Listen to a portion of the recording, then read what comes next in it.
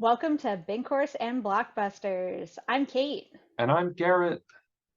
and this month we begin our month-long journey through Dunuary. It's Dunuary. here.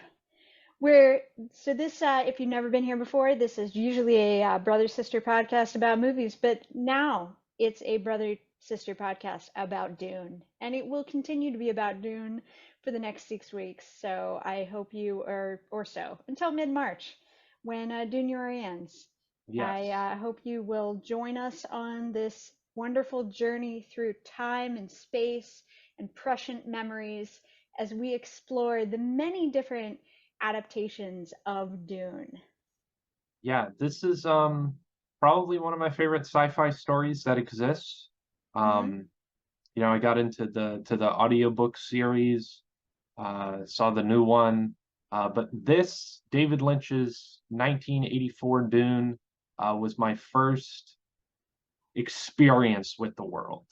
Yes, mine too. And we're going to discuss our feelings about this movie pretty strongly throughout the podcast. However, I want to say that no matter how negative we are about this movie from the outset, this movie made me want to be on Arrakis. Yeah, And it inspired my love of the desert and Dune and the books in a way that is really important. And like, there's just something about Dune that is so gripping to me.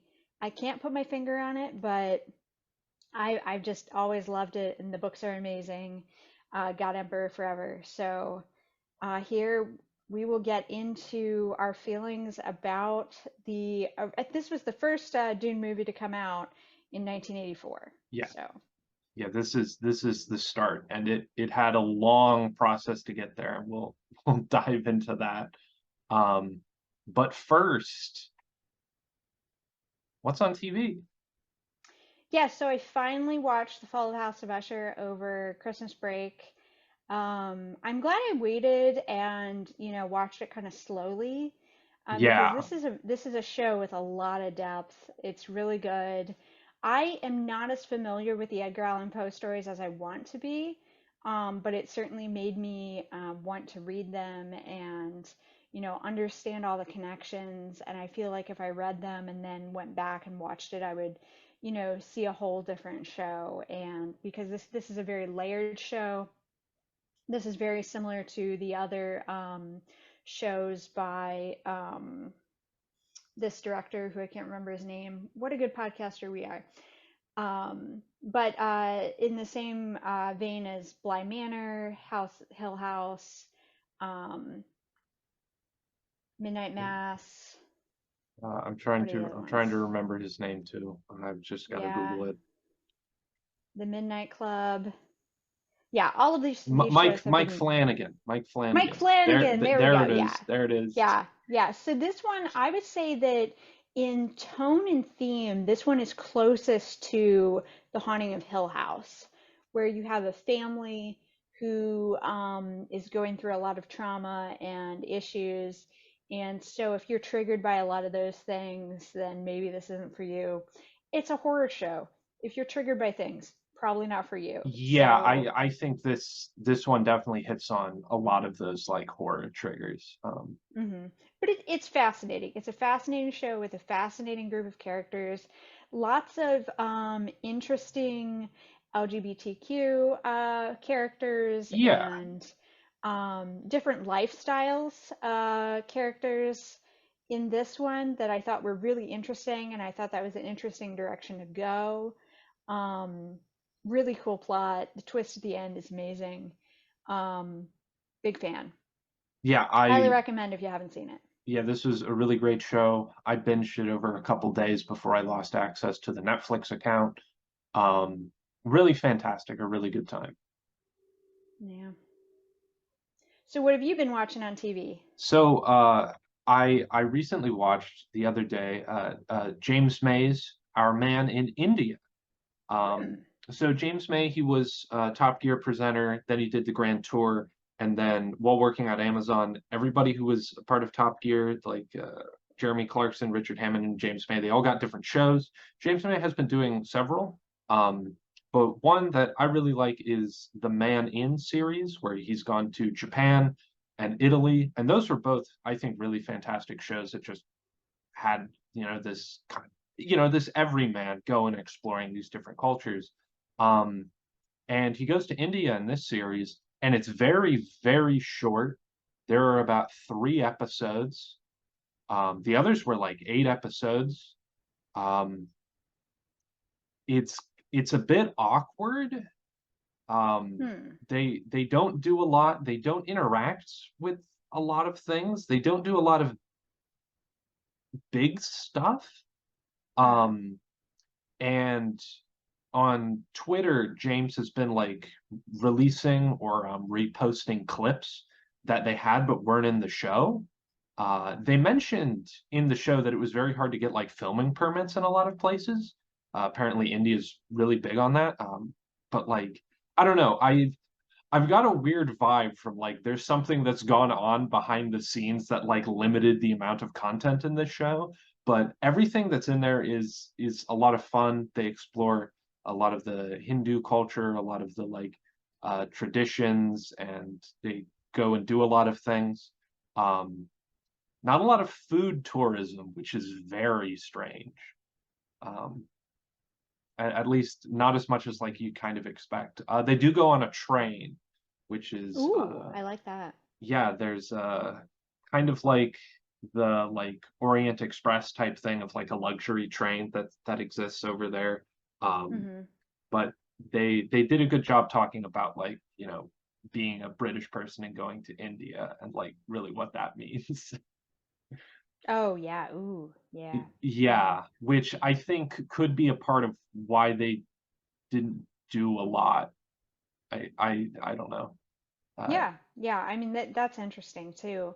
Well, and I wonder too how much of it is like, the fear of the government, allowing filmography to encounter, poor people or, people in uh houseless conditions and immigrants and stuff like that. well, So, they make a big point of in the first episode of going to what we would call a slum in a very mhm. negative term. And the people there were like, "Oh yeah, we live in a slum, but it's like a positive thing because it's, this is where small businesses thrive. This is where people can like, start their life together. There's a big sense of community." It was a very different look at like that kind of, like that perspective. I haven't seen a lot of that on television, Um, Mhm. a Yeah, lot I of mean like, that's really cool. yeah, it was very interesting. Yeah. But I wonder how much of that could be propaganda too. But that's Caitlin being negative. Yeah, I got the sense that there's something else at play here, but that's me, being paranoid. I mean, 2024 is off to a great start, uh, but that's James May, our man in India. If you like, James May as a presenter, I'd say it's worth a watch. Otherwise, you can go watch something else. Yeah, I mean I'll check it out eventually. I don't even know if I've caught up on Top Gear right now, so Well, they're we'll doing see. they're It's on a doing list. specials, but yeah, like I think though we're both excited for Clarkson Farms season 3 whenever that comes out. Yeah, big fan, big fan. Okay, well that's what's been on TV this week. Now, first we have to explain Dunuary. Yeah, so when we started this podcast, we had some big plans for Dunetober, and Dunetober has a really good ring to it, and I It really was does. excited about Dunetober. Yes. But the strike ended up pushing back the release of Dune Part 2 to March, Yeah. so we had to improvise and go with Dunuary, which works, but not as fun as Dunetober. No. So we're going to talk about several movies over the next coming weeks, including the remake of Dune, Lawrence of Arabia, which is a huge inspiration for the Dune story, um, Star Wars, which is honestly probably the catalyst for what made this movie possible, Hmm. and for like science fiction movies for the next forever. Yeah, Um, but don't worry, we are not going to be reviewing any particular Star Wars movie. We are just no, going to be talking no. about Star Wars loosely in the context of Dune. Yes, and of the greater film landscape that it created. Mhm.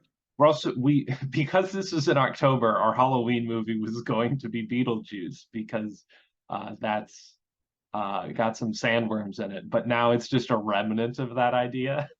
But I mean, it does have the desert and the worms, and I think that's significant. Yeah, I definitely think it came from Dune. Like Yeah, yeah, definitely. and also Tremors, which is something that I've never seen, but it's about little Oh dunes. yeah. Well, Tremors, when we watch it, because I have seen Tremors 1 through 4, and I definitely think that they really do have a not just a spiritual connection to Dune, but I think that the people who made Tremors were thinking about Dune the whole time. So it definitely makes the list.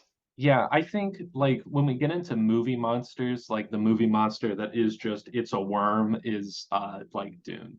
Um, in the early 90s or early like CGI, there were a lot of like snake movies because a snake is something that's incredibly easy to animate.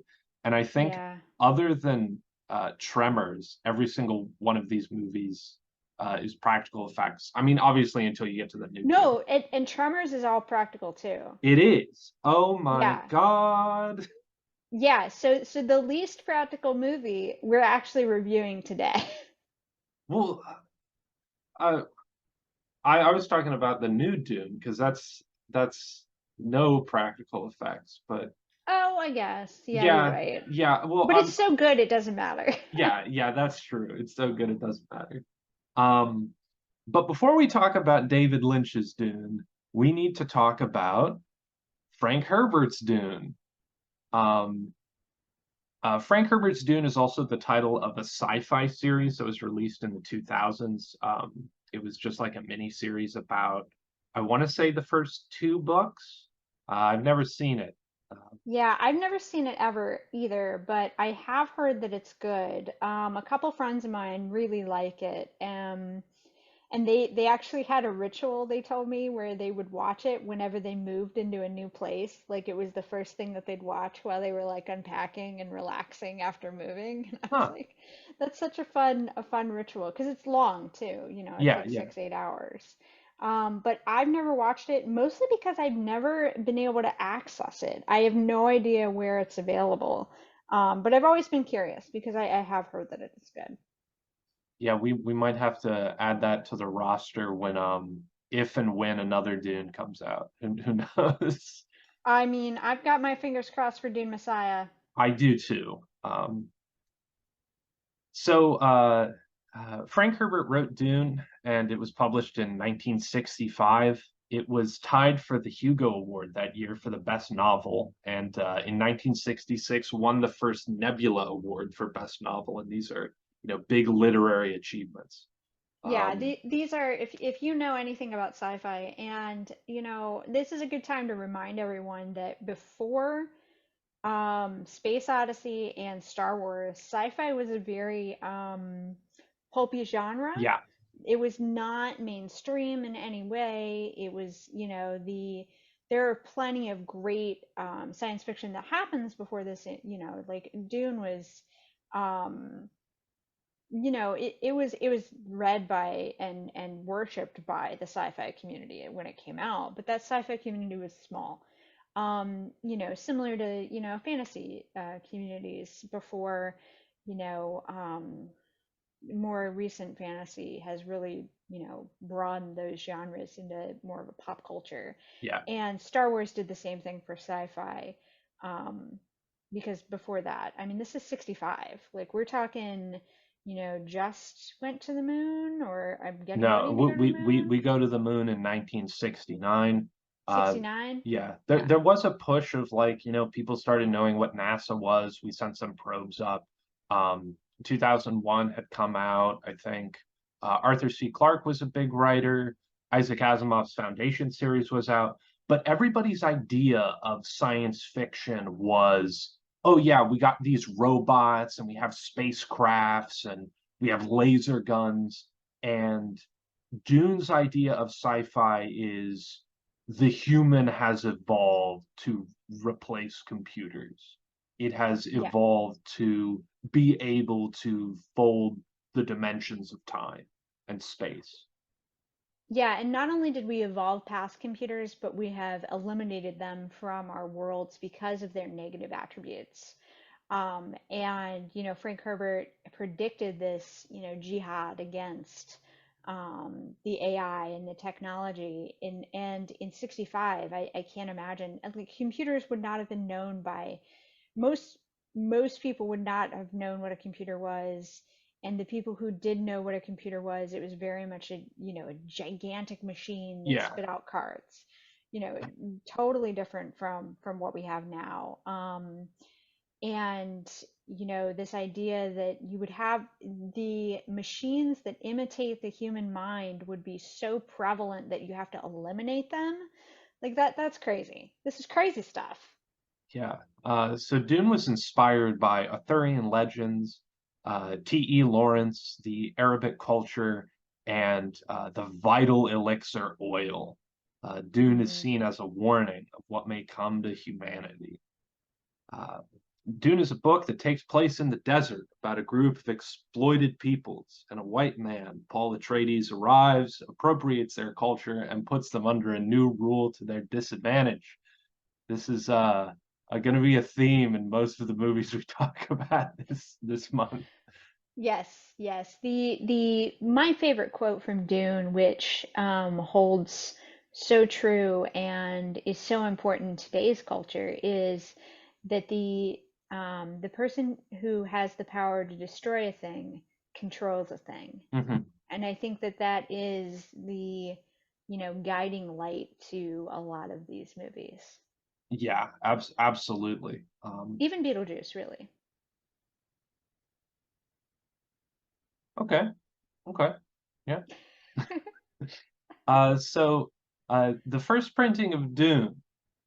If you have one of those books, you originally bought it for $5.95, and you can now sell it for $20,000. Um, I think one of the first printings was printed in Philadelphia by a company that only printed like instruction manuals. Um, because the original Dune is a colossal book. It is humongous. Um, I've never read the physical book, but I've listened to the audiobook, and that's like at least 12 hours. Like it's a big book. I Um, didn't think it was that bad. I mean, it's not, Lord of the Rings. well, right, but I mean, if you lump all the Dune books together, the first four, it becomes Lord of the Rings in size. I guess. Well, and I guess too, when you're comparing it to other sci-fi that would have been around at this time, I mean, Heinlein's books were pretty dense, but a lot of science fiction was pretty short Mhm. and not too, it certainly was not this political Right. and metaphysical and philosophical and all that jazz. Yeah, I think probably the episode of Lawrence of Arabia is when we're really going to dive into the politics and how much of a parallel Dune was and is to our reality. Um, Mm-hmm. this this episode is going to be specifically about how the hell any of these movies got made. Yeah. Um, so Dune has dozens of spin-off novels from Frank Herbert's son. The mainline series has six written by Frank before he died.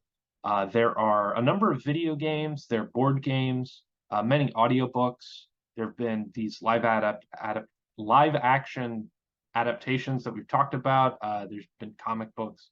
It's inspired a ton of people, a ton of artists, and a ton of other sci-fi worlds. And this is a fun video game fact. Dune 2, which is kind of a sequel to a video game that got developed after the David Lynch's Dune.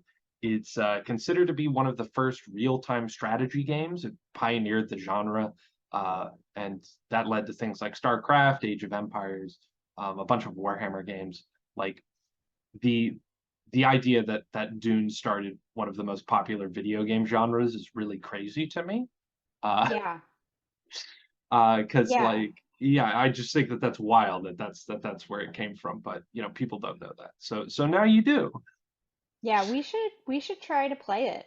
Like that would be fun. Because Uh, I like real-time strategy games. So like it could be fun. see, I don't, but that might make it fun. Um, so before we could talk about David Lynch's Dune, we have to talk about Jodorowsky's Dune. But even before that, we have to talk about rights. So, 1965, the book comes out. People go bananas. Everybody, loves it. People want a slice of it. So the rights were originally held by uh, a Payjack International, and they had hired on David Lean to direct. He had directed Lawrence of Arabia several years before this, just huge, one of the greatest epics ever, but turned down this project. The head of the production company, Arthur P. Jacobs, he dies in 1973 before the script is finished. The rights then go up in the air because the company is basically over, and they fall to Jean-Paul Gibbon, and he has Alejandro Jodorowsky to direct. Um, this is of a very interesting story. There is a documentary called Jodorowsky's Dune where you can go and watch to get like the whole idea. A little bit of it is just like, here are all these great big plans we had for Dune that didn't happen. It's kind of a disappointing like thing to watch because you realize like how big this project is. Um, and when it comes crumbling down, you understand why. Yeah. Well, I mean, it is so hard to film this because there are so many issues and, film rights throwing those in there.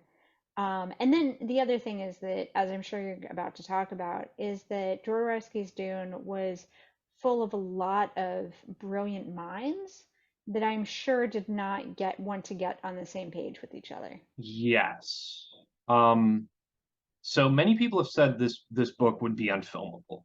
Hmm. Like many great literary epics, every reader who's ever read it has a different idea of like who these people are, the places, like they all have different ideas in their head. Um, Many directors have tried and failed to imagine and adapt Dune, and this was the first one. Um, Alejandro Jodorowsky is a Chilean French avant garde filmmaker. He's made a lot of weird things. I tried watching The Holy Mountain once when I was in like high school and getting really into films, and that was very weird to me. I didn't understand it. Um, he has been a clown, like an actual French like mime. He studied that. A comic book writer. He's directed several movies that have been banned, mostly because of the like production companies getting in arguments with them. He made an acid western, a bunch of cult movies, and in 1974 he tried to make Dune. So it's weird that so far Dune, up until Denis Villeneuve, Dune has gone to wacko creatives. But truly, I think that's the only type of person that can like imagine it. And Denis Hmm. Villeneuve is a bit wacko too. Yeah. So this was planned to be an epic, probably one of the biggest movies that had ever been made up to that point. At a certain point in production, the script had bloated into it becoming a 14-hour movie, which is just ridiculous. Yeah, that is, I mean, that is insane. I mean, that is 2 seasons of a TV show these days. Yeah, and at this point, they had no concept of making it a mini series. Hmm. I don't think Or HBO existed. well, and also in the 70s, the idea of a movie with sequels and those sequels not just being cash grabs, that concept wasn't even there. Yeah, and I mean, Like, we're before Jaws at this point. We're before the idea of the summer blockbuster of like having a huge movie and then a series. Like this is long before any of that. hmm If this movie was made, it would have changed the like meta of film forever if it was successful. Like, Yeah. Well, and it would have been Star Wars. yes, there would not have been Star Wars if this Dune got made. Star Mm-hmm. Wars would have been seen as like a leech. Um, Mm-hmm. Yeah. so there are some incredibly interesting casting choices that were made, which I think are very fun. One that's notable was it would have starred Salvador Dali as the Emperor of the known universe, which would have been fantastic. Yeah, that really would have been great. I think that, as casting goes in all the Dunes, the Emperor has not been a bad choice, as No, opposed to literally every other casting decision in David Lynch's Dune.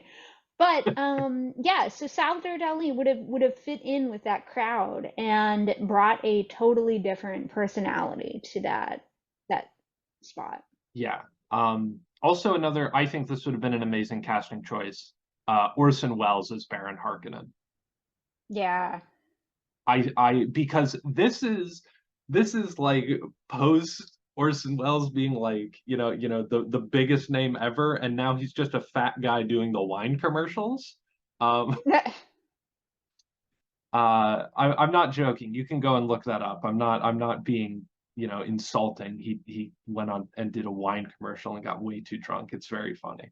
Um, Also, and this is interesting Oh, I because know that commercial. I yes. know exactly what you're talking about. Oh my God. So another interesting one was Mick Jagger as Fade Routha, and it's weird that in all the adaptations to Dune we've ever gotten, Fade has been a musician to some extent. Like, it's weird. Right? Why is that? Like, I don't, this like oddly sexual skinny man, like it doesn't, musician, it's very strange. Very Uh, strange. the music would have been done by Pink Floyd, which is a perfect choice. Oh yeah, absolutely. And another band called Magma. I Uh, am not familiar with them, but I will have to look them up. yeah, I wasn't familiar with them either. So we talked about this a bit in our Alien review. A bunch of artists were brought on board for Jodorowsky's Dune, including Mobius, who is a famous comic illustrator, H.R. Giger, um, O'Bannon, Chris Frost. They would have left this. They would have left this project and then gone on to a different Alien or a different Dune project, and then gone on and done Alien with Ridley Scott. Um, Before a single scene in this movie was shot, they'd already spent $2 million. A part of this was like getting all of these people to agree. Of like, they had commissioned from Mobius a like huge tome that was the like storyboards all like inked up and colorized. And I would say, if you're interested, a lot of the art that exists of Jodorowsky's Dune is incredible. Their ideas for like spaceships and stuff is really cool. That's one reason to like really look into this. But in the end, this project was too big. It was too epic. Nobody was going to fund this. They couldn't find any production company that was willing to take a chance on it, and it just kind of fell apart. Um, yeah, which I mean, it's really too bad. yeah, in many ways, if this would have lived up to the like dreams that it had generated in all of these creatives, it would have been unmatched, I think, by anything that we've seen since. Um, After this, the rights were sold to Dino De Laurentiis, who our film today is dedicated to. Their production company has gone on to make dozens of hit movies, including Serpico, Death Wish, a couple of the Evil Dead sequels, Manhunter, Hannibal, and Red Dragon. So now we Yeah. can get into talking about David Lynch's Dune. Yay! Uh, but Wait, I, boo. but I actually lied. So He was not the first person hired on by Dino De Laurentiis to make Dune. Uh, the De Laurentiis production company commissioned Frank Herbert to write a new screenplay in 1978, and it was about 3 hours long. Honestly, pretty good if you want to digest Dune down to something that size. Right. Well, and to know that Frank did it too, he would have highlighted the correct parts of the plot Yeah, and, all of those kinds of things and cut out, like the dinner scene, which does not make it into any adaptations. yeah, or the conservatory, like, Yes. yeah. Yeah. Um, so Ridley Scott was hired on in 1979 to direct. Giger was also still attached to the film, and Ridley decided he wanted to break it into 2 movies. I think they worked on other scripts, and it took a long time. The Ridley Scott said the work process was really slow, and he left the project shortly after his brother Frank died of cancer. He believed the Dune would take 2 or more years of work to make, and that was a really long time to like spend on a movie. At this point, we talked about in The Exorcist of like a movie taking more than a year to make was just insane. Hmm. So this would have been huge. He would go on to make Blade Runner in 1982, a couple years later. So we wouldn't have gotten that if he would have worked on this Dune. Yeah. And I mean, it's a phenomenal piece of science fiction. Blade Runner is a staple of science fiction in the same way like Star Wars is, you know, Hmm. Yeah. a much different science fiction, a dystopian Earthling future, Yeah. So, with the rights set to expire in 1981, the De Laurentiis production company renegotiated to include the new sequels, and this included God Emperor of Dune at this time. That book is All out. hail the all hail the God Emperor. Yeah. Shortly later in the 80s, books 5 and 6 were released, and they would have been lumped into this deal. There is a part of a script that Lynch had written for Dune Messiah, but it obviously didn't get made. Um, so Probably a good thing. yes, because I think if they would have kept pushing Dune, there would never be any more of it because people would be like, it didn't work twice. We're not going to touch it.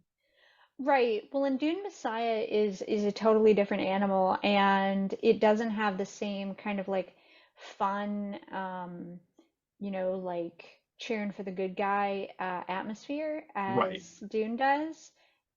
Even though, you shouldn't be cheering for the good guy because the Correct. good guy is also bad. But we'll get into it. Um, but yeah, yeah, I think Dune Messiah is an even harder book to film than Dune was, and as we've discussed, filming Dune was incredibly difficult. So I do think that Villeneuve, if he picks up that torch, will have his work cut out for him. On the other hand, we are living in a dystopian wasteland that is ripe for Dune Messiah. So Yeah. So I think we've mentioned David Lynch a few times on the podcast before. I really like him. Some of his movies and his show Twin Peaks are some of my favorite things that exist. I really like most of the content I've seen from him. In 1976, his first movie, Eraserhead, premiered at a Los Angeles film festival. This is important. Eraserhead's a really weird movie that I don't think I've fully seen, but it went on to like be the thing that got him a lot more work. Stanley Kubrick said it was one of his favorite movies, and Mel Brooks, after being blown away by him, helped him in producing his next movie, which was The Elephant Man. The Elephant Man was nominated for many Academy Awards. Um, it was a big deal. It was good. It was, a great like this is his second movie. He's getting all these awards. David Lynch has a lot riding on him into the future. Um, so a few years later, David Lynch is approached by people to direct more movies. And he's approached by George Lucas of Star Wars. I don't know if you've heard of Star Wars, but they're movies. And George Lucas didn't direct Star Wars past the first one until he came back to do the prequels, um, which probably for the best. Uh, and George Lucas approached David Lynch to direct Return of the Jedi. There's a really funny interview with David Lynch where he goes over this story of like going to a restaurant with George Lucas and having a terrible headache and just only being able to eat salads. And in the end, he said it wasn't for him. He didn't want to direct Return of the Jedi. Who knows what it was like back then when George Lucas was pitching it to people and how much it changed? I don't know. But then he was approached by the Dino De Laurentiis to produce Dune. He signed a contract that obligated him to produce a few other movies. Blue Velvet was one of these movies that he produced, which is a really fantastic introduction to like David Lynch movies because it's not absolutely bonkers yet. It's a pretty grounded story in reality, and it's very fun. It also stars Kyle MacLachlan, who he met doing this movie. Kyle MacLachlan plays Paul Atreides. Yeah. A Uh, Lynch favorite. yes, he's in a lot of them, including like I think him and Laura Dern, Naomi Watts. They're in a bunch of his projects. Once David Lynch like starts working with someone and like understands how to direct them, he does a really great job. And that's one of the things that I think fails in this movie is he does not do a good job directing the dozens of actors that he's working with. Yeah. So this script went through a bunch of rewrites. I think the seventh iteration is what they ended up filming. There were a number of like co-script writers that had left the project due to creative differences. Again, any number of creatives that get to work on something this big are going to have differences. It's not crazy. And it was filmed mostly in Mexico, partially because it was a lot cheaper to do that, and also there was enough space. There really wasn't anywhere in Europe that would have had all the like sound stages and studios to be able to film it. And in Los Angeles, like having all of the lots and space would have added several million more dollars to the budget, which was about $40 million. So quite a lot back then. It involved the efforts of 1,700 crew members and 20,000 extras that were brought into film. I think this is a bit funny. Of those crew members, 200 men spent 2 months clearing 3 square miles of the desert of rattlesnakes, scorpions, and cactus for a lot of the like outside real shots. They also had a number of like stages and sets that were just full of sand for like all the miniatures and stuff. It's just goofy. A lot of effort went into making this. It was a big passion of so many people. Wow, yeah, that's a lot. And I mean, I guess from our like 2023 perspective or 2024, whatever year it is now, the idea that you can't just Photoshop out the cactus is, you know, yeah. Or go to a desert without cactuses.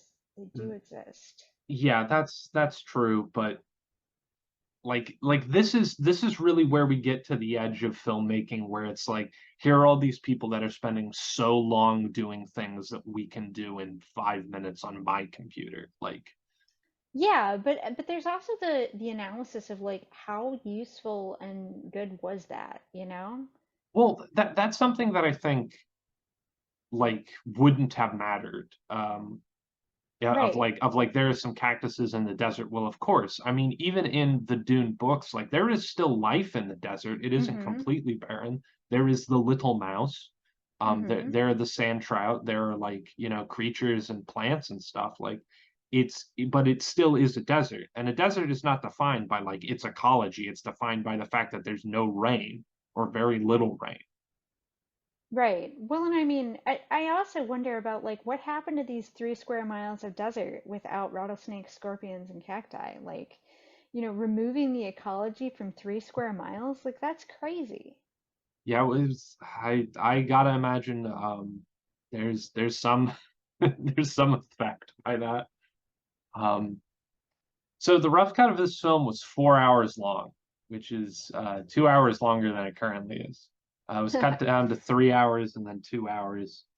Multiple like cuts and releases of this film have been made, and they're credited to Alan Smithy, which is a pseudonym for uh, artists and people in this industry that are just like, I don't want my name associated with this anymore. So David Lynch's Dune is basically just the theatrical cut.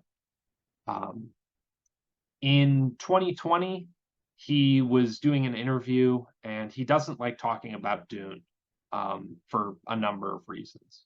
But he said, he was interested in checking out some of the old footage.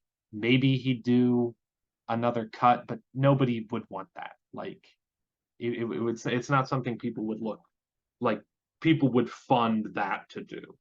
Right? Yeah, because I mean, and I'm gonna say it here, like this movie is so terrible, and so many of the things that make it terrible would not be fixed by it being longer. Well, There's certain things that would be fixed, like the very weird abrupt ending could be yes, fixed by it being longer. Okay.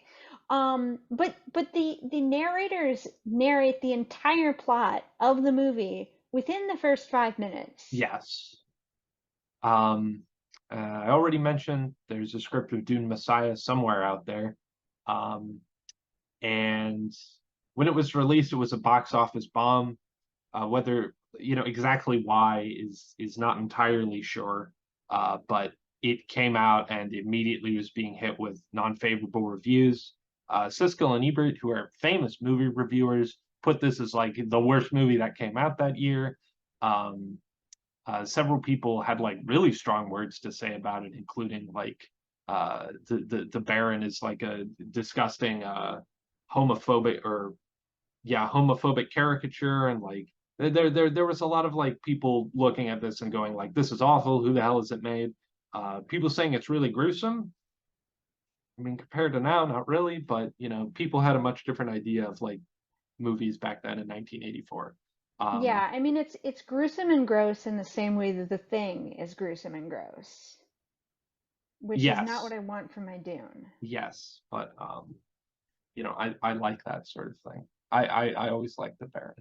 Uh, Oh God, Garrett. so now we can really get into the meat of Dune, which is centered around the characters, the people that inhabit the world of Frank Herbert.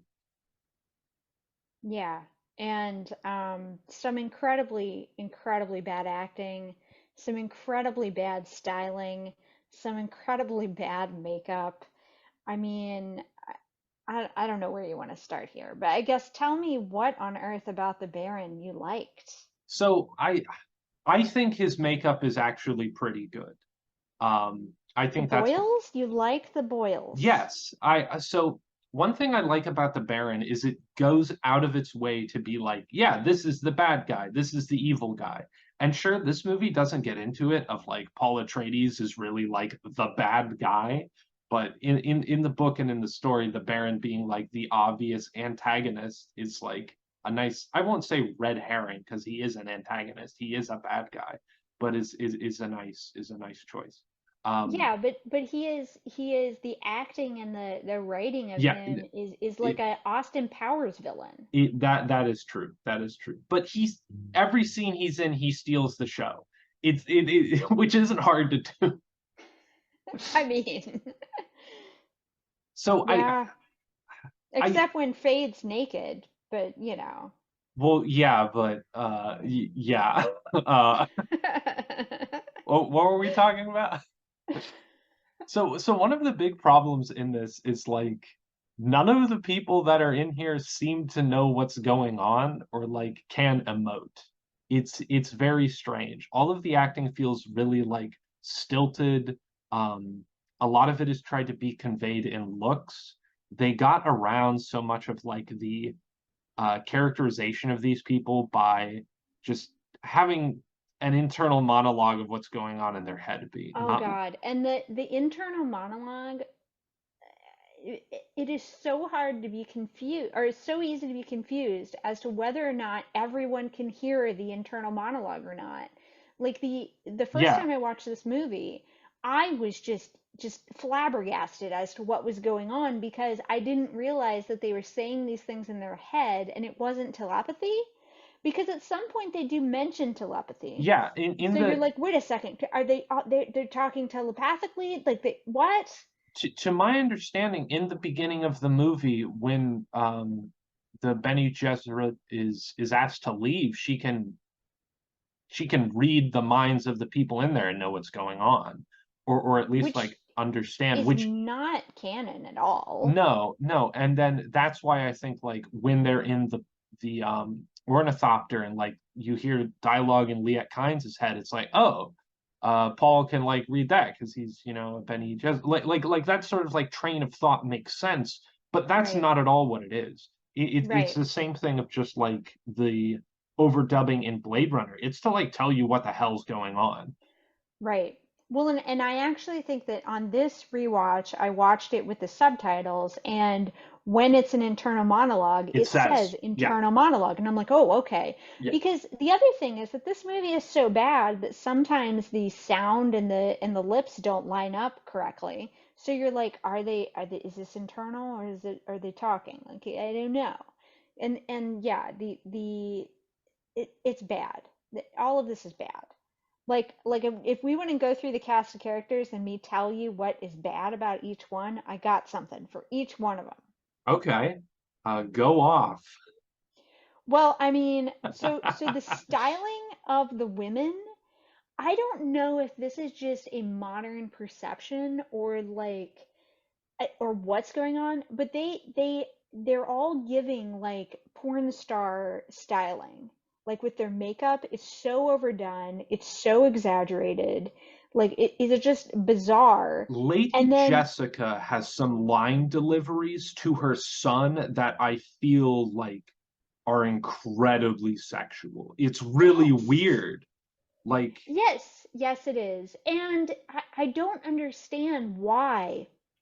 And in Villeneuve's Dune, there's also a moment where you're like, is there some kind of sexual tension going on here between the mom and the son? But that is something that is not in Dune at all. There is no hint of sexual tension between them. Like it's so bizarre that becomes yeah, a through line. And I think that that's part of this like over sexualization of Jessica as a character because they want her being a bit Benny Gesserit to be more of a prostitute than what she really is, which is a courtier. Um, a specially trained courtier. Also, since we're talking about Jessica, her crying scene in the ornithopter was just god awful yeah, that was bad. and so out of character for Jessica. Like, she of all people should have been able to hold it together. Yeah, in many ways like the history of these people, like the Bene Gesserit, the Sardaukar, and like the Atreides and Fremen, like the history of these people is not very well like conveyed um, in any of the times they're talking about them. Like one of my favorite things in the book is after the attack and like they're scattered to the desert, the Fremen like are told like, yeah, we captured a couple Sardaukar, and I think Thufir is like, you did what? Like you accomplished this like Herculean effort of like capturing the most elite warriors in the Imperium, and no one in this film is treated with like any kind of like reverence of their abilities, like, Mm-hmm. and there are some really powerful people, but nobody is just going like, this is the most powerful person, or anything until the end when it's like Paul can like cause an earthquake with his voice and like that's like amazing or something like. Man, I just rolled my eyes so hard they hurt. Yeah. I mean, but to continue with these bad characters, Chani, like just useless. Like she's not even close to a manic pixie dream girl. She's just a blow up doll.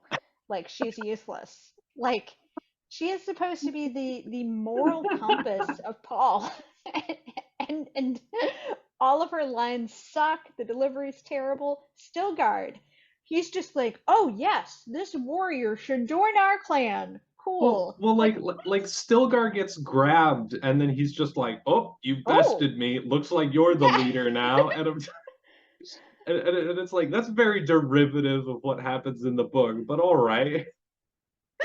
Yeah, like it's like two kids in a playground reenacting what they remember happened in the book after they read it a week ago. Like, you know? It's awful.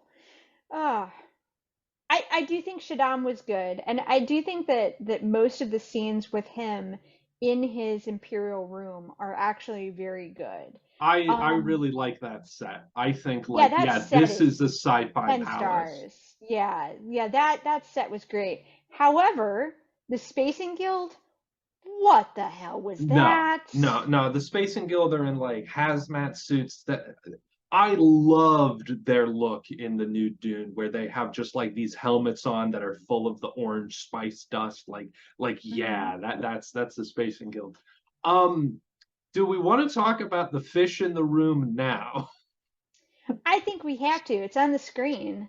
So, Um, so this is like in the first 3 minutes, you see the most mystical thing in all of Dune until you get to the God Emperor. Like, yeah. so Well, and like it, so I don't know what your interpretation of what the guild guys look like, but my interpretation was not this. so having like once I listened to Dune Messiah, where the first like mutated Space and Guild member is introduced, I thought it's just a guy with like, Flippers. yeah, flippers. Yeah. He's a webbed guy. He lives in a jar of spice because Like isn't that's it. there like a Futurama character that has like flippers and lives in a jar of spice, or not a jar of spice, but like I mean, it just, probably. yeah, it just feels like more like a humanoid Futurama character, not this terrible, terrible fish thing. Yeah, this is in my mind. This is like the you're sitting, you're waiting, and then you're like, what the hell is in there? And then you realize it, and you see like it's powerful imagery. It's goofy, but if they would have left it at just that, like you see that guy, and you're like, I'm not an alien, I'm a human. You got to fix your empire. And like that would have been good. But then we see a frankly embarrassing scene that shows the space navigator folding space. And he's just like floating around in the spaceship, like going into like a fucking glowing orb. Like that lowered the cool factor. Garrett, I think that's one of the scenes I fell asleep during, so I Okay. don't recall that at all. Okay. Well, good Which is because good, I good. I think that's something that should have been cut. They should have gone into the Also, space thing and then came out. the idea of folding space is so stupid because that's not what they do. Like the guild navigators, all they're doing is using their prescient memory to make sure they don't run the spaceship into a sun. Yeah, Like they're it's not folding space, they're just navigating through space very quickly. I think we'll get to this when we talk about the lore that was ruined. Oh my Um, God. Okay, sorry, sorry. so notably on screen there is Patrick Stewart. Yes, we have to talk about Patrick Stewart. Okay, so Patrick Stewart goes on to play one of the greatest space captains in history when he goes and is Picard. Yes, he This does. is not Picard. This is not Picard, but he is still bald until they give him a half bald wig. Yeah, until he's the spice runner, the smuggler. He plays Gurney Alec, who's played by Josh Brolin in the new film. And the way he's introduced is he's just kind of like Paul's just like, oh, I shouldn't shoot this guy.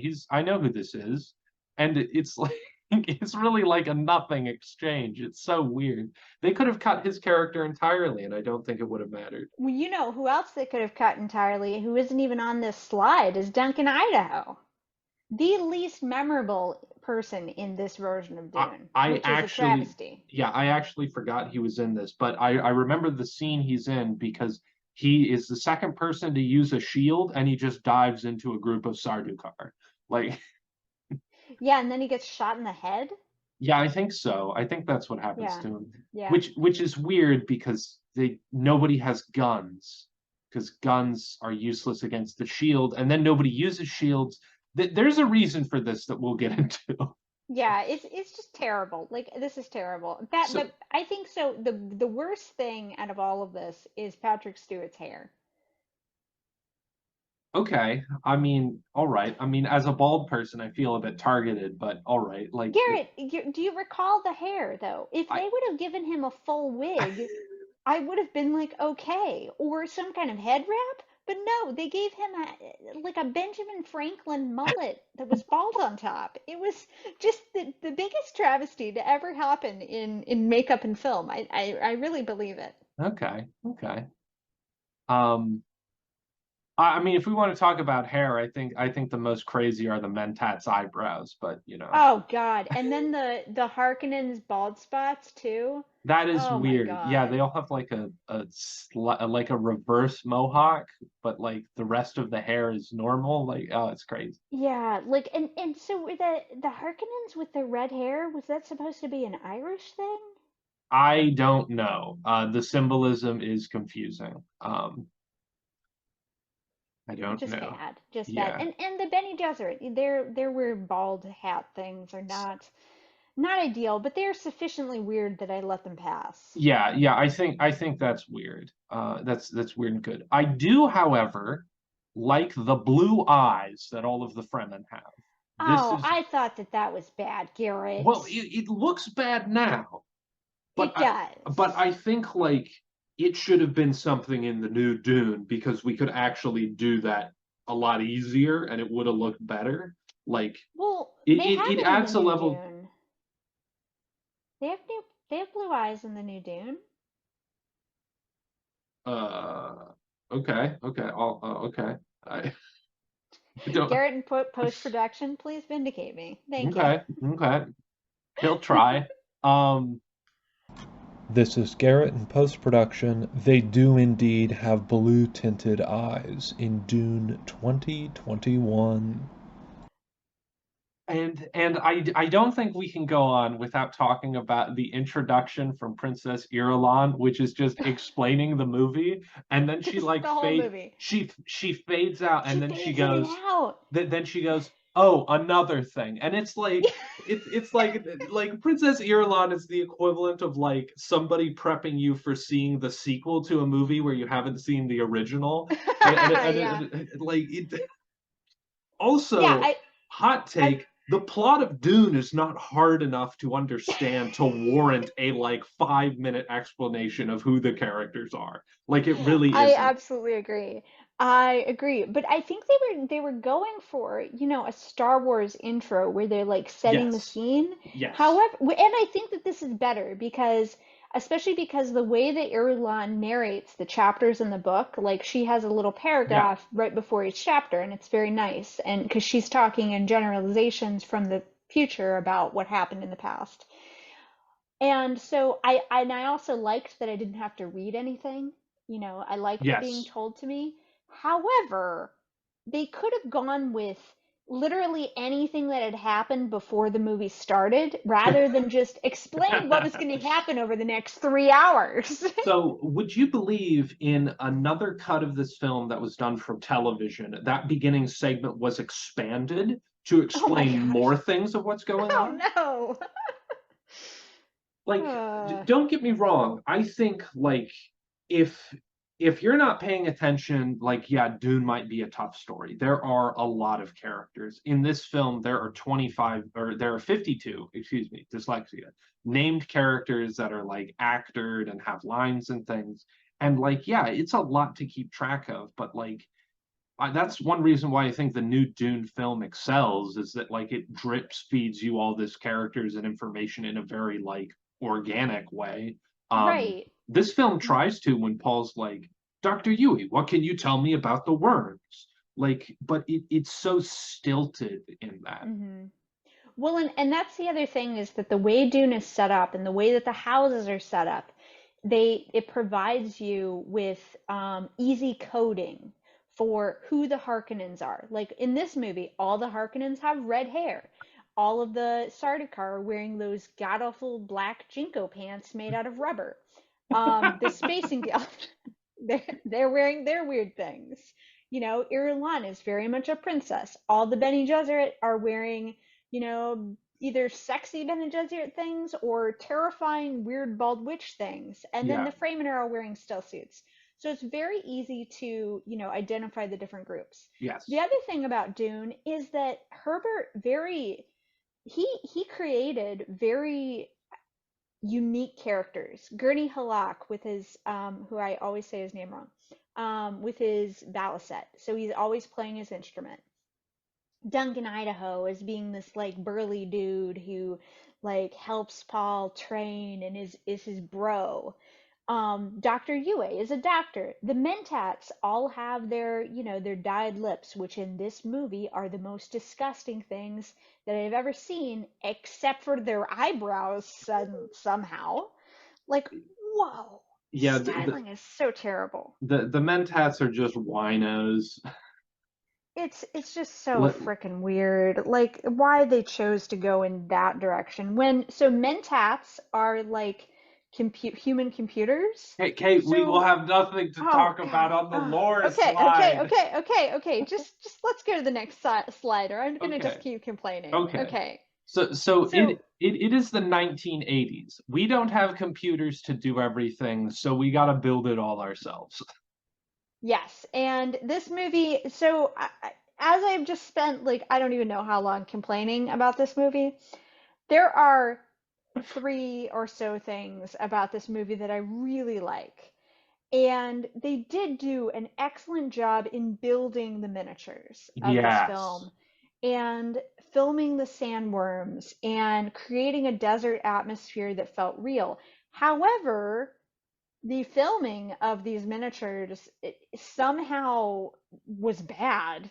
And like we see these amazing miniatures that took months to make and are so incredibly intricate and huge actually. They aren't very miniature. Yeah. And in the movie they just look like shit. They really do. Yeah, and so one of the things they did was they shot a lot of perspective things. So, for example, in the shot in the bottom left of the Atreides visiting, there would have been this miniature, and then in like kind of the background, and like there would have been all these others like further out.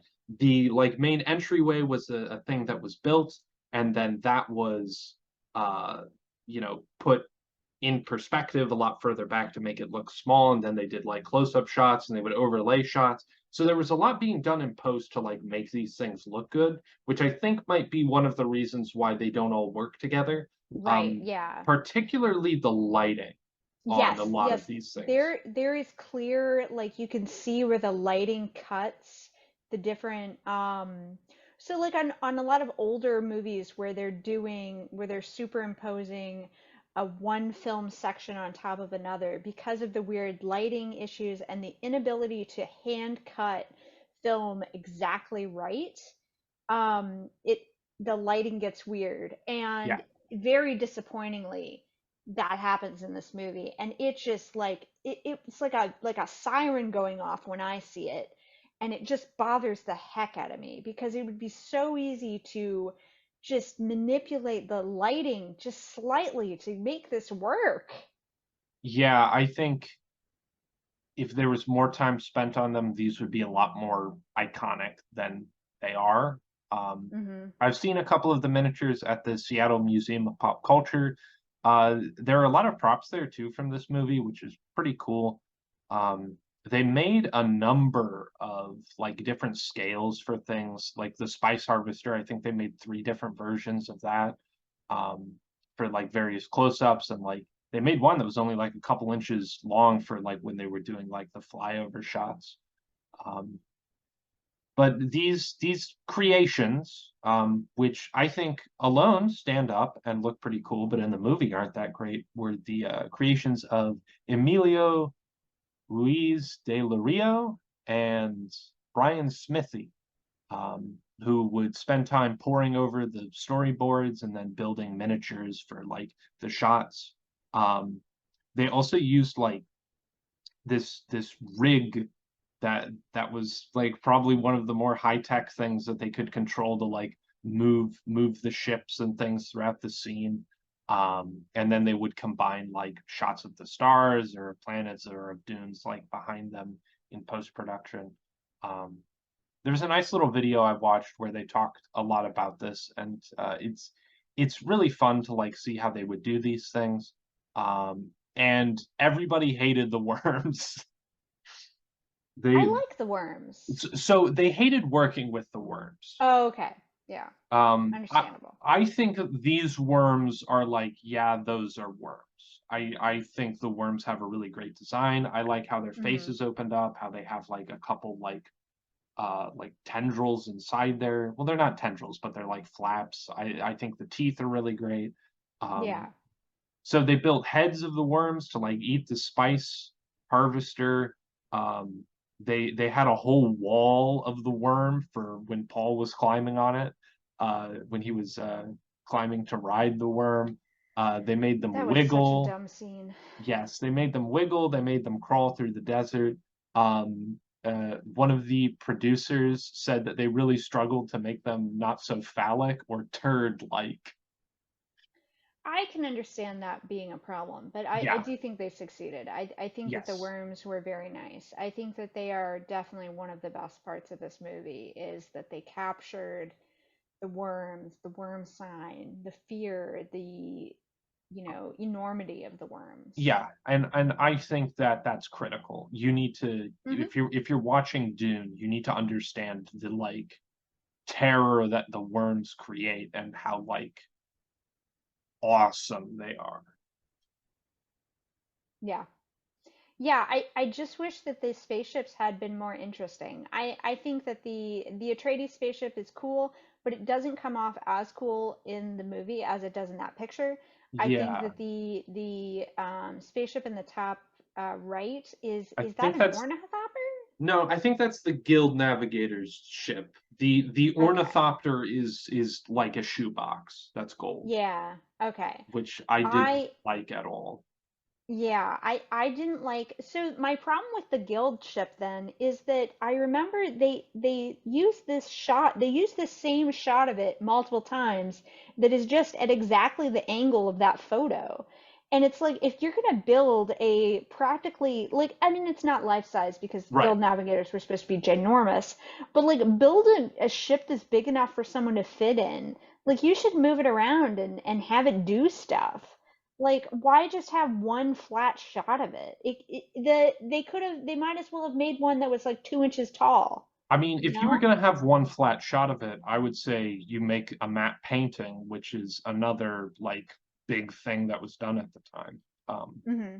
But Yeah. yeah, yeah, I agree. I think some of these Hey, I things weren't I think used well. what they should have done is just taken, just taken some of the pictures from Jaworski's Dune to Kinko's and get them printed and then cut them out and then just kind of, waft them about. That is true. Like the slide that I showed of that like spaceship, I think that that is a more Dune spaceship than these. Um, Yeah, and such a creative and interesting spaceship. The idea of using colorful, paint on your spaceship is fascinating. And it's yeah, interesting that we, really avoid that in almost all science fiction I can think I of. The only colored spaceship I can think of is HAL in 2001: Space Odyssey. but that's white. No, it's red, isn't it? Am In I two, thinking of the one in 2021? I think you must be because I've seen a miniature of the 2001 spaceship and it's white. I think the pods are different colors. The pods that come One of out. them's red. I think one of the pods is red. Okay. We're calling again on Gerrit in post-production. Yeah, Discovery one is definitely white, but This is Garrett in post-production. The spacesuits are red, blue, and yellow. But so I've got to imagine part of that has to do with like the filming capabilities of the time, like these colors just like were better. I know in the early 2000s we were using a lot of blue screens, so if you were making miniatures, you weren't doing that. But like hell, even now I feel like in like science fiction video games, like spaceships aren't that like colorful or like breathtaking. And I know part of it is like, oh, well, you don't want the like space pirates to see you, but it's not like I'm the Red Baron or anything. Like there's technology, there's sonar, there are ways to see without that. Like camouflage wouldn't work in space for a number of reasons. Like a spaceship doesn't have to be stealthy in style. Like yeah. Yeah. I mean, I don't know what I'm talking about with the red Space Odyssey spaceship. I can't find any of them. But I mean, there should be. So in Caitlin's headcanon, there's a red version of Hal. So I mean, that's cool. I like mean, him as a light is red. So there's that. yeah, yeah. But no, I think that we should go back to the the camouflage that they put on the battleships in World War One. The You know, like the the the like stripes. yeah, Yeah, yeah. Yeah, we should do that. Because why not? yeah, yeah, I feel like there should be like space like sports cars that have radical printing. Like that would just be Mm-hmm. badass. Like Yeah. and that's one of the things like I think Jodorowsky's Dune would have done well is it would have been like, yeah, everybody who mines spice is super rich. The Baron should definitely have like the party bus. Like Mm-hmm. Mm-hmm. um Yeah, and oh my God, the set of the Baron's place. Like, did they film that in like somebody's like poorly constructed drywalled basement? That they were also digging a tunnel in? do you know about the eel pit? Because that's what I was reminded of. Yeah, yeah, it's the Yeah. eel pit. Yeah, it's an eel pit basement for sure. Like, yeah, well, there is just like open like vats on the floor of like bubbling black goo, and it's like, what the fuck is going on here? Yeah, I don't know. And but that's interesting. And we'll have to talk about that in Dune 1 is that they do use a black goo in Yeah, he Dune 1 bathes for the in it. Harkonnens. Yeah, so maybe So that's an ode to that because none of that is in the books. I do think in Dune Part Two, well, we're gonna have the Colosseum scene, but I do think we're gonna have more scenes on Giedi Prime. So we're gonna get to explore the Harkonnens homeworld, which will be I hope cool. so. Yeah. Um, so that is one thing I have to say about sets. Every set you're on, you know where you are. When you're on Caladan, there are all those like round pillars and things, and there's a lot of wood. When you're on Giedi Prime, you're in the eel basement. When you're on Arrakis, there are like all those like vibrant red murals and paints, or you're just in the desert. Like we've talked about the Hmm. Emperor's Palace. This movie does a really, really good job of like explaining where you are and who you're with just visuals and costume. Yes. Yeah, it does, even if those things are just terrible. Yes, this is not a fantasy epic where everybody's just wearing brown. That's true. That's true. Though they are wearing black Jinko pants instead. Yes. Yeah, Um actually, Garrett, they're not wearing brown. They're just all wearing black. yeah, they're all wearing black. Well, differentiating the Sardukar and the Guild Navigators is hard. I will say that much. Yeah. Um, but the Guild Navigators do kind of look a bit more like Borg, I don't know if Borg Yeah, have been yeah. invented yet, but they look No, they like them. haven't. But yeah, yeah, they have a Borgy thing, especially because they're silent. Besides the yeah, Yeah. Yeah, they also yeah. don't speak English. And they say they're from Ix, which I don't think is true. No, they shouldn't be. Well, oh, I wasn't sure if they meant that they had just been to Ix as part of their travels, Oh, because I assume that the Guild Navigators are baseless, because why should yeah, they have a base? they can go anywhere they want. Yeah. Uh, But and, I, and I think that the reason why he said that they went to Ix was to do yet another, like, hey, Emperor, stuff is happening in your system. You should know about it. yeah, that's fair. Ix is an incredibly interesting place where lots of weird shit comes from. The Twisted Mentat Pitra de Vries is from there, for example, Hmm. as well as many spoilers for the later books and films. Yes. Yes. And one that's not, because I don't think anybody that hasn't already is going to read either Chapter House Dune or the other one. I forget the name. But the people of Ix also genetically engineered dogs to become chairs, and you just have chairs that move around. Yeah. Yeah, that's Um, that's real weird. But so anyway. this is something that you're slightly more passionate or positively passionate about. Yeah, so the music of this film I enjoyed. Garrett, what did you think about it? Uh, it has Okay. its moments. It Yeah, really I does I have its do think moments. There are a couple it themes when they're riding the worm. That music is bitchin'. yeah. The music at the beginning that I think is what Brian Enu's contribution. It was good.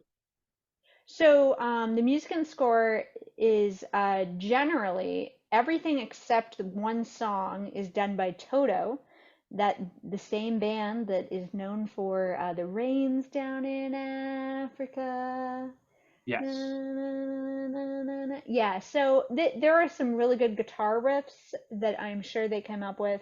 The yes. main theme was written by one of my favorite electronic artists, which is Brian Eno. He's a member of Roxy Music. Fun fact, also wrote the Microsoft sounds for Windows 95.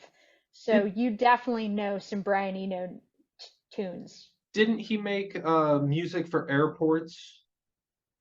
I think I, so. I Yeah, I I think that's like one of his albums, and there are like several volumes of music for airports. yeah, yeah. Like just some good stuff. But the music really does date this film to 1984. Like it Yeah, firmly just nails the coffin in the 80s for this. But I'm a huge 80s music person. I, it works for me. It also adds to that kind of like prog rock flair of, Dune being a Roger Dean painting, which I really like. But, I can understand it not being everybody's cup of tea. And I certainly like the music in the new Dune much better.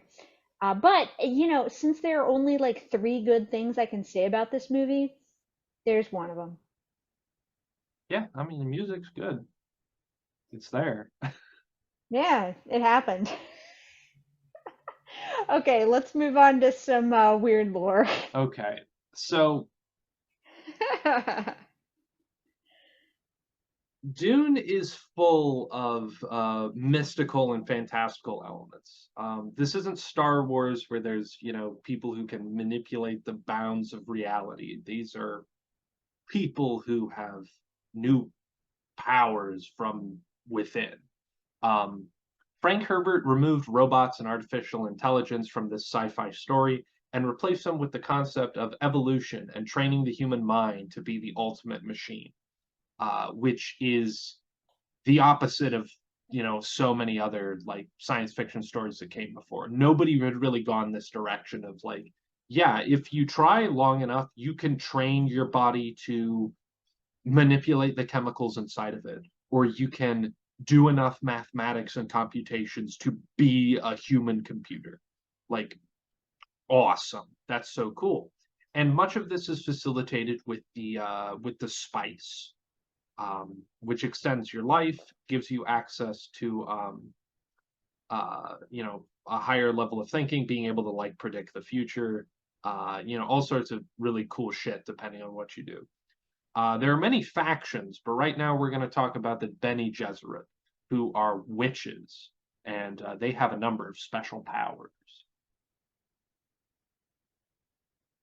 Yeah, yeah, they do. Uh, One of the powers they can do is they can use the voice, which is like this mind controlling ability that they can like be like, do this, and then you do it. And I don't think it's used hardly at all in this film.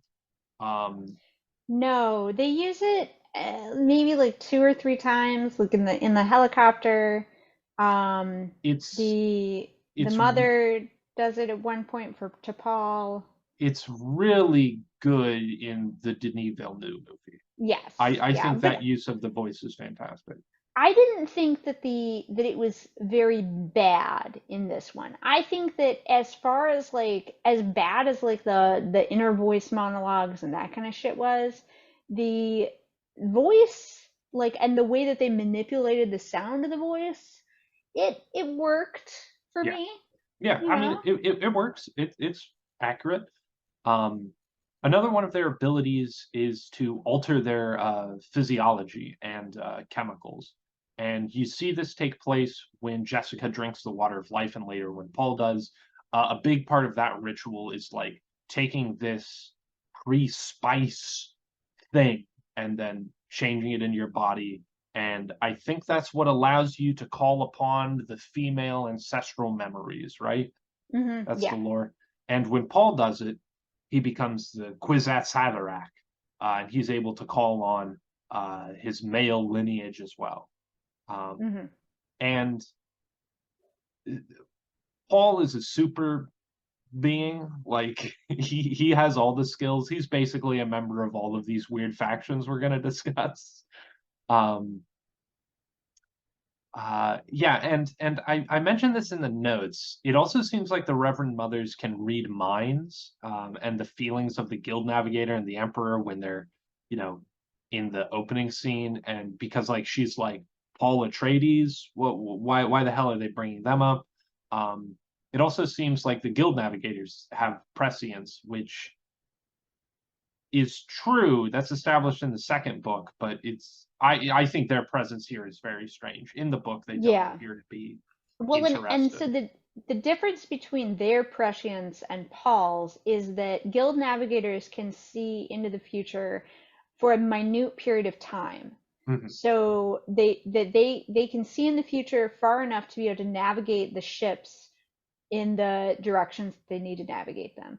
Whereas Paul can see into the future and the past infinitely, which is totally different. That's his special gift. Yes, And the women, Bene Gesserits, can see into the past infinitely, but only through the female line.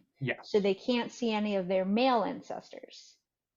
yeah, and I think it's implied, but like you can only see like the past of who who bore you. Like once you're born, you don't see from your mother's perspective after that, right? Um, It's kind of unclear, but that's the indication I got.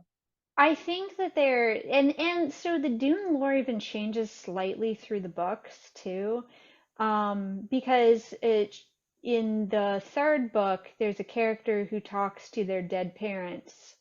Um, so yeah, It's not really clear. I yeah, think a part of it is like you're able to call on the memories, so you're able to like construct a reality of who this person was. yeah. I think that's Um, fair. yeah, I mean Yeah. it's kind of similar to, like an AI or something, but like, Yeah, and then not the other exactly. thing that's interesting is that when they become a great mother, then they can also absorb the memories of the old great mother.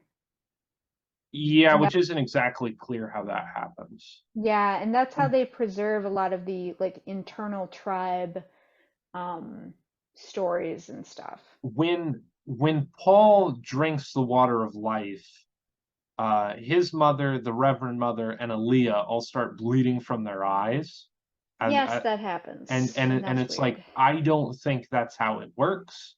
I think that's No, weird. Um, so there is another thing in this movie that isn't how any of it works, and that's the weirding way. which So was like the least.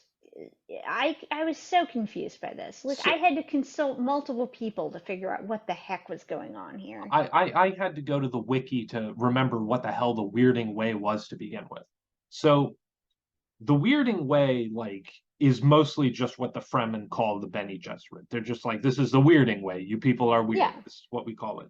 And particularly, it was like their fighting style, which was Hmm. mostly about like manipulating the physiology of yourself to be able to throw better punches and do better blocks. Like, um, that's it. Yeah. And obviously, that would be really hard to do in a film. That's a difficult concept. It's hard enough to explain. It would be harder to show, especially back then. Because I mean, you could do like a CGI and show like muscles rippling and like, do something fucking crazy. Um, so this film took a different approach. David Lynch has said he didn't like the idea of kung fu on sand dunes, which is like the coolest part of Dune. Yeah, like I would love to see that. That's So really cool. The other thing that I'm thinking of when you're saying that is yes, like Dune has a lot of parallels to another great sci-fi movie that I love, which is The Matrix. And I mean, we can get into that more when we talk about, like the white savior and yeah. like, Neo going through that whole like, am I the one? Like, monologue in his head. But in the Matrix, they're able to, by using really specific martial arts techniques, they're able to really like nail down like how to show that like complete control of your body in fighting. Hmm. And yeah, I mean, I totally would love to see a, Matrix on a sand dune situation. Yeah, Sounds great. it would have been awesome. So to portray this idea, they decided to uh, give the Fremen and House Atreides weirding modules, which turn sound into powerful blasts of energy. Well, Um, and I also want to point out that even though they explain the entire plot of the movie within the first 5 minutes, they don't explain this ever. they do explain it in the first 5 minutes. The Grand Emperor is like, the Atreides are building an army using a power unknown to us. We think it has something to do with sound, and that's it. That's what you get, and you're led to believe these are like powerful things and interesting. And it's like, this is an idea created for this movie. It's not used Yeah, it's anywhere really dumb. else. It comes up in one of the video Visually, it games, but looks like just god awful. yeah, it's weird because like we've done the voice in the movie. The voice isn't combat necessarily. I mean, like, you could use it to be like kill yourself, but like you're not, like, that's not the same thing as just like hand-to-hand combat.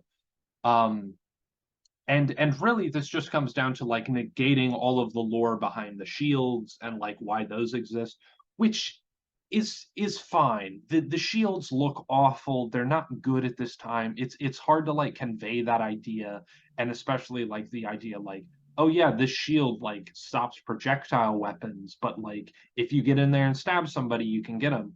It would have been, just as easy to go like, yeah, everybody has swords instead.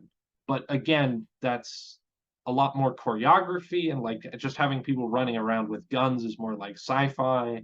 I don't know. But like the end It's not result is Dune. like, yeah, and the worst, the at best it's a bunch of, stormtroopers miss shooting and missing at people.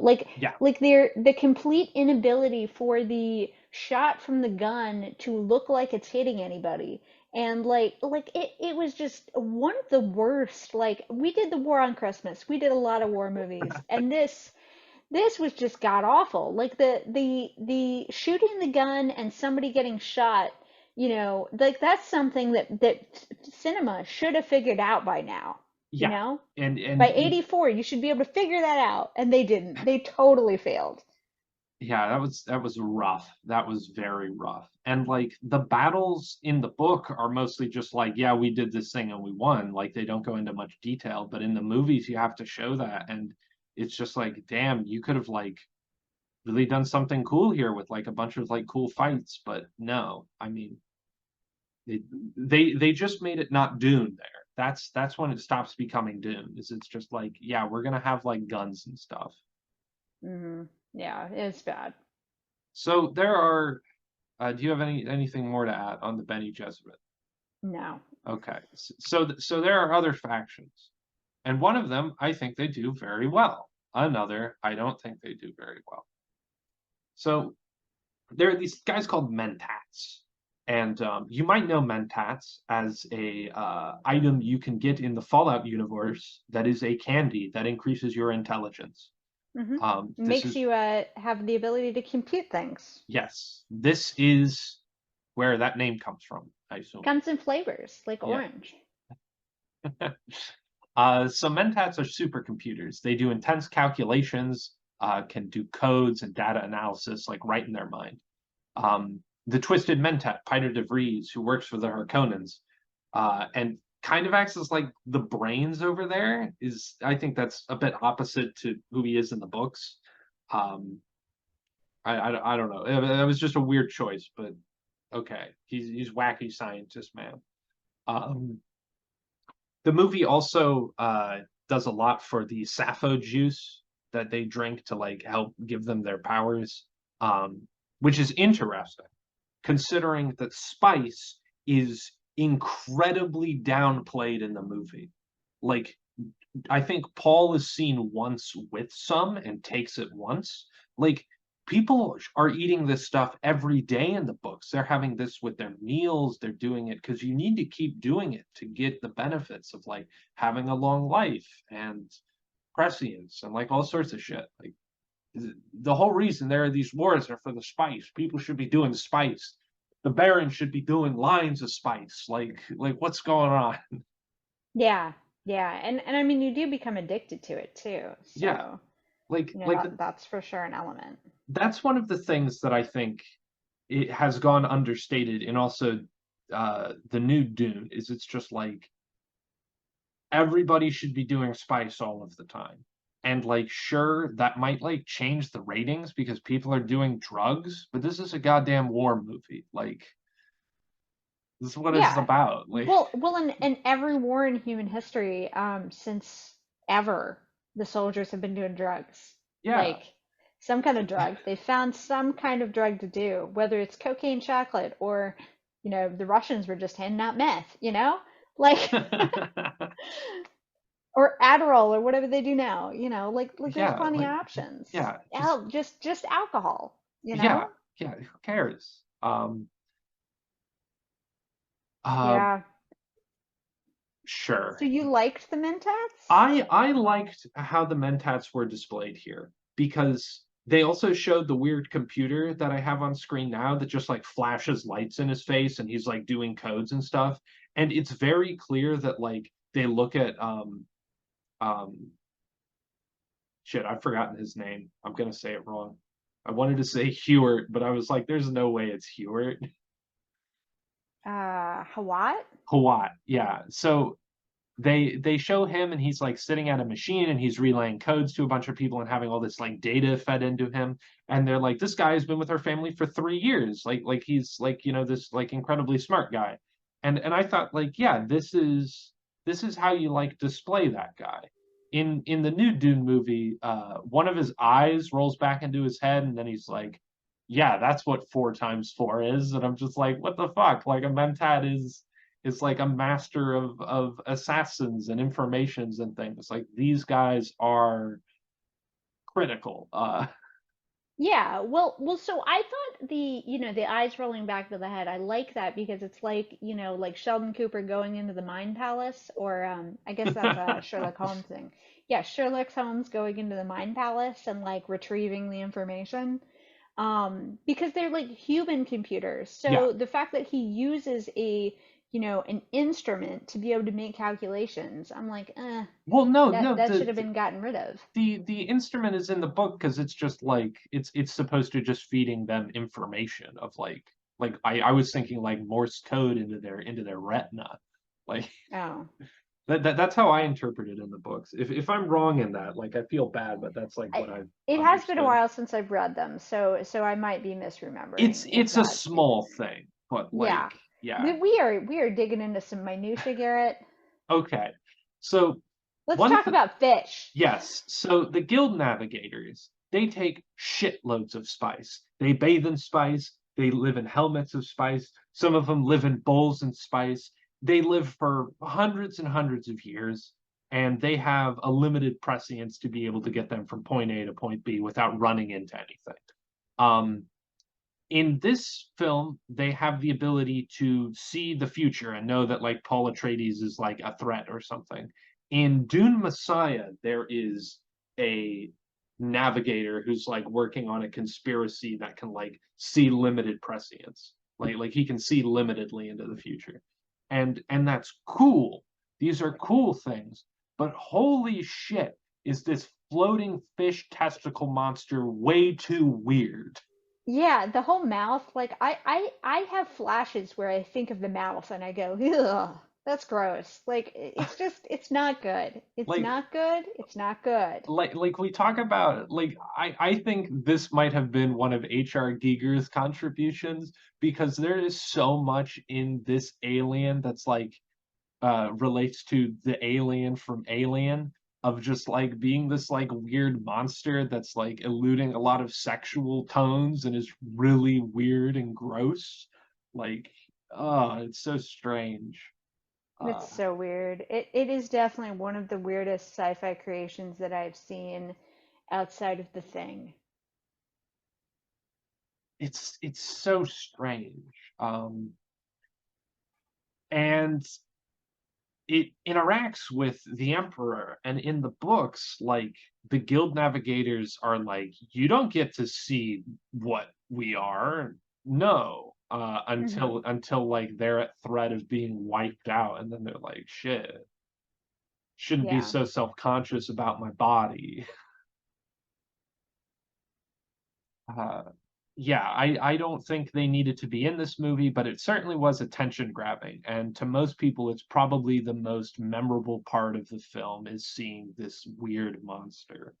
Um, it was certainly something I talked with about my friends when I showed this Dune to them when I was in high school, of being like, yeah, you got to check it out. It's got this strange creature and like stuff going on.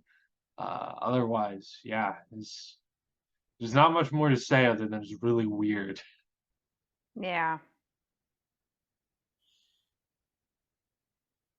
Okay. Well, we're winding down here. So now we're going to talk about toys. Oh boy. So this movie was expected to be huge, not just because of it's Frank Herbert, but that and the books were doing phenomenal. But sci-fi was having a resurgence. Like Star Wars came out was just like, yeah, tell your big grand sci-fi epic, go for it. You make the money. But when Star Wars came out, and this is a really famous story, George Lucas was like, "Well, I want the toy rights," because he saw all of the amazing puppets and costumes and ships and everything that ILM was doing that was just like, "Look at all this cool stuff. We can make a lot of money on these ideas." Star Wars came out in 1977. 1978, Kenner, a toy manufacturer, they had the toy line. They were making action figures of everybody. They had sold 40 million action figures in a year since the movie released, generating $100 million. This is an insane amount of money. This is more money than Dune made, than David Lynch's Dune made. Like, you're sitting on so much of an idea that when Dune was coming out, people heard about it, they were like, we got to get in on these toy things. Um, And there were a bunch of prototypes for toys made based on all the miniatures we were talking about before of the different ships, a bunch of different like spice harvesters. Um, and there was a fully posable articulated worm, and there were these figures. But as we know, the film failed, and you have to have people see your movie to sell the action figures. So no one bought them. And one thing that gets brought up is, who the hell were these for? Well, I can tell you what, Garrett, they were not for me. No, no, they were not. I Um, mean, I'm looking at them though, like, why did they include, and I completely forgot about this because I was trying to figure out what the heck is Fade holding? oh, he's He's holding the holding that cat. weird cat that's strapped to a mouse in a box thing Yeah, yeah, that was the antidote for the that Mentats poison. milking, like it Yeah, just a disgusting thread of a plot that didn't need to be there, that didn't make any sense and was really dumb. yeah, that And they were I like, let's make a toy of that. yeah, I get the sense that well because so much like toys and tie-in media are produced and created from stills. You see this a lot with like action figures, and especially like Lego now, where they get like limited information on what's going to be in the movies, and they have to design their toys to come out when the movie's coming out, so they can get the most money. So it's not always accurate, but like these were just weird, and also like due to some of the graphic nature of this movie and like its length and like kids weren't going to see this. No, no, they this weren't. this this was not a movie for children. Well, Star and Wars was a movie for children. especially because like Paul as a character, had they made him a 13-year-old like he is in the books, and even, Timothy Chalamet plays, he can look younger. He can Hmm. look like a teenager. Yeah, Like had they made Paul look younger, like maybe it could have appealed to a younger audience. Maybe, if they took away all the weird sexual tension with his mother. But, yes, yeah, and the Baron and that whole sex plot thing and Fade, like, how can you, like, yeah, this is yeah. gross. It it's not this is And where's the worm? Like, did they make the worm? I believe they made the worm. It wasn't Okay. included in this picture because these were like the action figures you could get in the like plastic like cardboard back thing. Um, you can still find these online. They cost quite a bit more because they're rarer, but you can get like a lot of them for $100. Um, you could though instead get like 30 pounds of Star Wars figures for like that much money. Like there were just so many. There were millions of Star Wars toys sold. Every year they sell like 100,000 lightsabers. Like the idea was here, but Dune is not something that appeals to the mass market. Um, Whoa, Garrett, do you think that the reason why they went with the weirding modules was to compete with the lightsaber? I think it's possible because they did sell something like that, but I highly doubt that was the main reason. The main reason really did seem like they didn't want to shoot a bunch of fight scenes, and shooting scenes where people just had guns was Which is easier. like the best part of Star Wars too, is lightsaber battles. So like it's all really dumb. Yeah, yeah, It's all coming from a very dumb place. yeah. It's coming from a place of like greed. I think Yeah. these were um 100%. Because like yeah, this is like even now um like sure there's a lot of Dune stuff and there are new Dune action figures. Hell, there's even a Dune Lego, but like you have to remember back in 1984 there was not a collectible toy market like there is today. Right, yeah, not for There were adults, no. oh for adults no way because like that wasn't something like I really don't know why necessarily, but there also weren't that many toys. Now there are so many toys, you know. Yeah. just very strange. This is one of the things that like I wanted to bring up because I'm like, this is the influence of Star Wars and how to just like squander it. Of like, this is the wrong takeaway. Yeah, yeah. This was played very poorly. But you know, like if you're in the market for getting some like retro stuff, like go for it. Like I think this is weird. Uh, Yeah, it's very kitsch. It's very weird, like I'm sure that a lot of our friends would be into this. I mean, there's a part of me that's intrigued.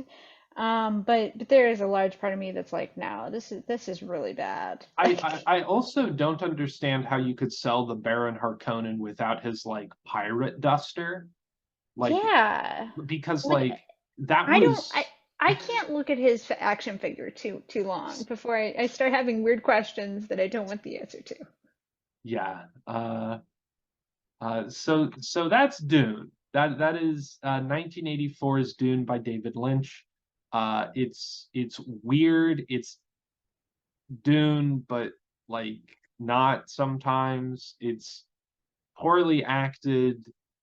The effects are bad, but that's kind of due to the times, but also kind of not. Like it's a weird amalgamation of a movie. It probably should not have been made. Yeah, so I think for sure the thing that we learned in watching this movie was that 1984 was not ready for Dune. We did not have the right special effects yet. We did not have, the the idea was not fully formed, despite all of the work that went into it. Yeah, It just was not ready to go. And I remember, pretty soon after I watched this movie, because I would have watched it in the 2000s for the first time. And that was my first exposure to Dune and like blah, blah, blah. I remember saying that because our mother is somebody who hates it when they remake a movie. She yes, hates it. She will complain endlessly when she finds out that they're remaking anything. yes. And, I said, very strongly that I believe that the one movie they needed to remake, if they were going to remake one movie in the 2000s, once we had figured this out, it was Dune. Because and Villeneuve has shown us that given today's special effects, we can reliably communicate through visuals the concepts in Dune that this movie failed to communicate. Yes, 100 times. And Um, as you can see on the screen, the shields are the worst possible thing that you can see with your eyes. I forgot how bad they were until I saw this slide and rewatched the movie. I remember thinking like they were just like a little weird. These are awful. It's truly awful. And I mean, even I do think that, 20 years ago when I watched it for the first time, can you believe that? Like, 20 years ago. Well, I Um, probably watched it a decade ago at this point. Yeah, yeah. Yeah. Yeah, I mean, it was probably 2004, 2005, but I mean, that's really close to 20 years ago. So, yeah, ugh. yeah. Um, yeah, I think that back then this bothered me slightly less, but I am somebody that gets easily bothered by bad special effects, even in modern movies, contemporary movies. It Yeah. bothers me when things are not good, and this was so bad, so criminally bad. I think that the people who said that yes, this was good to go on the screen should just be done. They should just not be able to get a job ever again. Like they need to go be janitors or something because See, this is bad. I feel like that's looking at it too much from like our current lens because I think like back then this would have been like, yeah, that's as good as they could have done. Well, but there are so many other ways to communicate the shields The, besides doing this. right, They could have right. just had, like the sound that happens when your lightsaber turns on. Yeah, You like a know, hum or something. Yeah, a hum, do and all the then maybe a sounds. glowing belt. What? Cool, like a glowing belt. We in Yeah, '84 we had lightsabers. We had lightsabers that worked, that yeah, made sense. and Like this they this could have done is something. this is unfortunate because in David Lynch's other works, he does a fantastic job using sound as cues for like things happening in the world, and being able to communicate really crazy ideas with his visuals. I don't think he had enough experience to make this. I think Yeah. that's the biggest thing. He did not have enough experience to make this. If Ridley Scott had made their Dune, had done that, it would have been Hmm. much different. And I think at that point he would have had the experience to do it. Um, it's it's a product of its time, 100%, and a bunch of factors went into it that did not give it a chance. Um, it's it's sad, but Hmm. because of its failure, people were like, "We got to remake this." Yeah. I think if it would have just been okay, like it would have, like if people were just like, "Yeah, it was a movie," then it wouldn't have got a remake. I think because it being bad, and like just everybody being like, yeah, like this was terrible, that gave people the like gusto to be like, yeah, let's like remake this. Like it can be better. Um, Right. Well, and you can't deny the cult following of this no, movie. I no, you mean, cannot. You cannot. yeah, I mean it is loved in meme circles. It's loved by science fiction people for how bad it is and Yes. for the good parts that are there. And I mean, I'm sure that it did do some good things for, miniatures and some of those ideas, and it also might have put a pause on some very serious sci-fi projects that maybe got held off until the late 90s, when we get this golden age of sci-fi where we have Fifth Element and Independence Day Yeah. and Men in Black and all of those other movies that, like Armageddon, that weren't made until the technology was ready for them to be made. Yeah. I think this is absolutely like a caution to that, of just like, yeah, wait, Hmm. like we things are getting better. We can do better later. Um, but also like, the rights were going up. If I think if the De Laurentiis production didn't make this and the rights went back up and somebody else picked them up, there would have been another attempt at it. Yeah. For as long as the book has been out, there's been somebody trying to make a movie of this. We Hmm. mentioned in the 2000s there was the Sci-Fi Channel series. Um, the rights then went to Paramount Pictures in 2008, who tried to produce the film. Several directors and writers were like attached to the project from time, but they kept passing it, got kind of trapped in development hell. And then in 2016, Legendary Entertainment got the rights, and Denis Villeneuve started. And that's really why we're here today. I don't think we'd be talking about Dune at all if it weren't for Dune Part One to come back and reignite so much like hope and interest, and like, like, holy shit, this is a movie. Also, being that this was one of the first movies that came out on after the pandemic. And this was the first movie I think I went and saw in theaters after the pandemic, was just like seeing Dune Part One on the big screen. Like Hmm. it really reignited so much like hope and interest in some of these sci-fi stories and in movies in general. Yeah.